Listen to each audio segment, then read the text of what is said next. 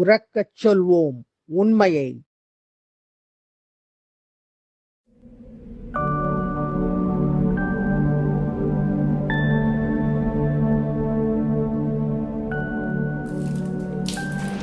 என்ன மாதிரி தாழ்த்தப்பட்ட ஜாதி பெண்களுக்கு இங்கே மதிப்பே இல்லை.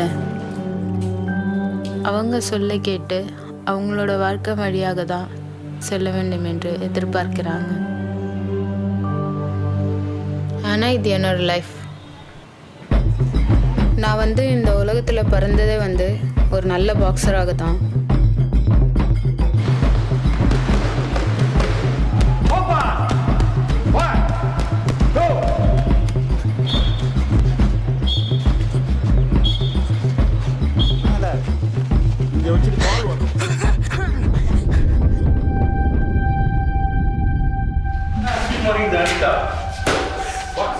ஒரே மறப்பாரு நீ வந்தா ஒரு ஃபோக்கஸ் போயிட்டு இருக்குது. இஃப் யூ பெர்ஃபார்ம் இல்லைன்னா உன் லைஃப் லாஸ்ட் லைஃப் ஓகே.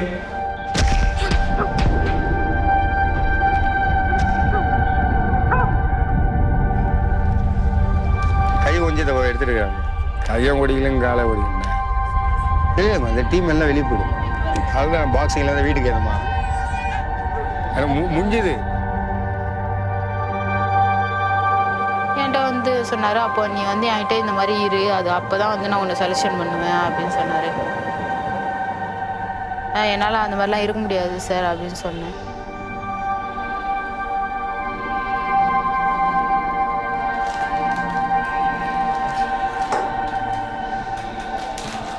படுக்க கூப்பிடுவான். ஒப்பனா சொல்றேன் பாரு, ஸ்போர்ட்ஸ் சாதாரண விஷயம் இல்லை. நான் ஒப்பனா பேசுறேன் பாரு.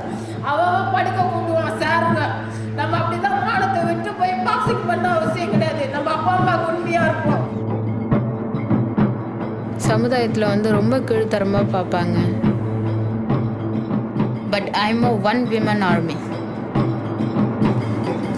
நான் என்னோட சொந்த கையால் தான் இந்த போராட்டத்தை வெல்ல முடியும்.